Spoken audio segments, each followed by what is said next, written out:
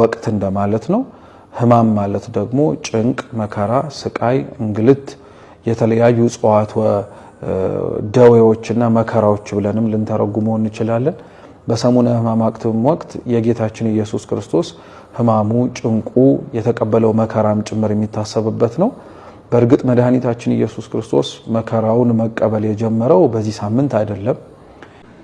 ሰላም ሰላም፣ እንዴት ናችሁ? ደህና ናችሁ ወይ? እኔ ሰላም ነኝ፣ እግዚአብሔር ይመስገን። ቤተሰቦቼ እንዴት ናችሁ?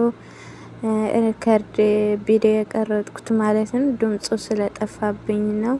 በዚህ የገባው ድምፁ እንትን ኤርፎን አድርጌ ጠፋብኝ ማለት ነው። እና እንኳን አደረሳችሁ ለሆሳዕና በአርያም እንኳን አደረሳችሁ እያልኩኝ አዲስ ጀማሪታችሁ ነኝና አበረታቱኝ። ሰብስክራይብ፣ ላይክ እያደረጋችሁ አበረታቱኝ እህት ወንድሞቼ፣ እንዲሁም ሙስሊም እህቶቼንም ሰላማችሁ ብዝት ይበልልኝ ባላችሁበት ሁሉ። እና ሰሙነ ህማማት የሚለው ትምህርት በመምህራችን በአባታችን ትምህርት አለና እርሱ ደግሞ አብረን እናዳምጠው ማለት ነው። አውራችሁ ትንሽዬ ትምህርት እናዳምጥ ማለት ነው። የሰሙነ ህማማት ማለት ነው። ሰኞ ነው ደግሞ የሚገባው። እንኳንም አደረሳችሁ እያልኩኝ በጣም ቆንጆ የሆነ ትምህርት ናት፣ በአባታችን ነው። አብረን እናዳምጥ ለማለት ነው። ለሁላችሁ ጸጋው ያብዛላችሁ። በእውነት አበረታቱኝ ማለት ነው። አበረታቱኝ ለኔም ለእህታችሁ። እንኳን ለምንናፍቃት ለሰሙነ ህማማት ወቅት ሁላችንንም በሰላምና በጤና አደረሰን። በቤተ ክርስቲያናችን በአጽዋማት ወቅት ካሉ ሳምንታት መካከል በጣም በብዙ ህዝበ ክርስቲያን ከሚናፈቁ ሳምንታት መካከል አንዱ ሰሙነ ህማማት ነው።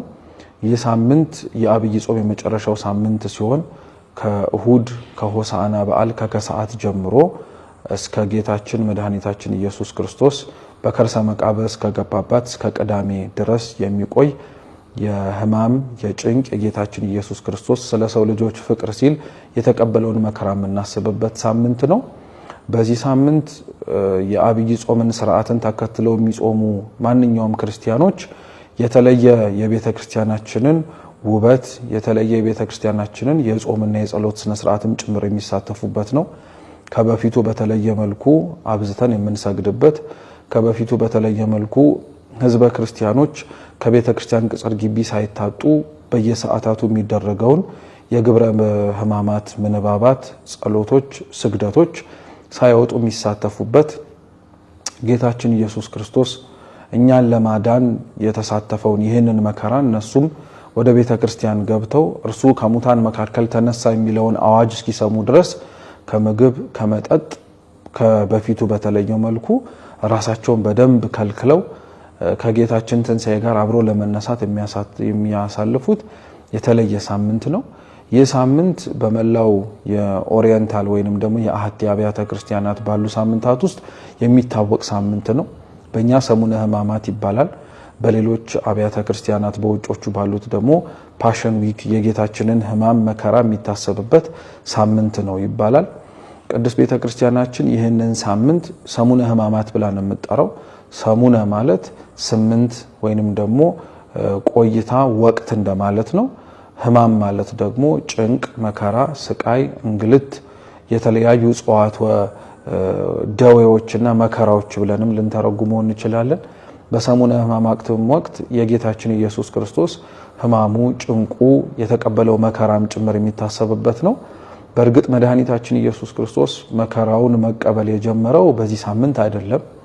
የአምላካችን ኢየሱስ ክርስቶስ መከራ የጀመረው አስቆሮታዊ ይሁዳን እንደሚሸጠው እያወቀ እንደሚከዳው እያወቀ ተምሮ ማድረግ የሚጠበቅበትን ነገር በሙሉ አድርጎለት፣ ነገር ግን በመዝሙር 40 ላይ እንደተናገረው እንጀራዬን የበላ ተረከዙን በእኔ ላይ ያነሳ እንዳለው ያንን ሁሉ ተደርጎለት እንዳልተደረገለት ሆኖ እንደሚክደው እያወቀ ያስገባው ቀን ነው የጌታችን። በነገራችን ላይ የይሁዳን እንደሚሸጠው እያወቀ መምረጡ በጣም የሚደንቅ ነገር ነው።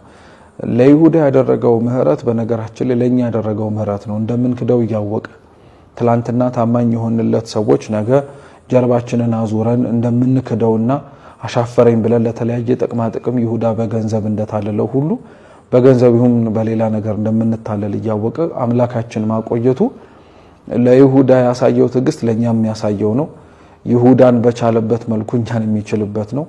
ይሁዳንም ጭምር ደግሞ መርጦ እንዳቆየው እኛንም በዚች ርትዕት በሆነችው ሃይማኖት መርጦ የሚያቆየን ነውና የጌታ ሕማም በይሁዳ እንደተጀመረ ስናስበው ስቅለቱንም ጭምር ለምንሳተፍ ለኛ እውነተኛ ሕማሙ በእጁ ውስጥ የገባው ሚስማር፣ በእግሩ ውስጥ የተቸነከረበት ችንካር፣ በራሱ ላይ የተጎነጎነበትና የተደፋበት ሾህ አክሊል ሳይሆን እኛ ነንና ራሳችንን ለጌታችን መከራ ከሆነበት ህይወት እንድንሆነውና እሱንም ምን ያስደስተውን ነገር በእኛ ላይ ማየት እንዲችል በዚህ ወቅት ላይ ክርስቲያኖች አብዝተው ወደ ቤተ ክርስቲያን በእውነት መምህራችን ቃለ ሕይወት ቃለ በረከት ያሰማልን፣ ጸጋው ያብዛልን። በእውነት የሰማነው በልባችን ያሳድርልን እግዚአብሔር አምላክና በእውነት ደስ የሚል ትምህርት ነው። ጌታችን አምላካችን ፈጣሪያችን ኢየሱስ ክርስቶስ ለኛ ብሎ መከራን ስቃይንም ችንካር የተቸነከረበት ስቃዩንም የተሰቃየበት ከሰማያት ሰማያት ወርዶ ከድንግል ማርያም ተወልዶ ለኛ ስል ያዳነን ሰሙነ ሕማማት ነው ማለት ነው። ስደት ያላችሁ እህቶቼንም እግዚአብሔር አምላክ ያጠንክራችሁ፣ በርቱልኝ።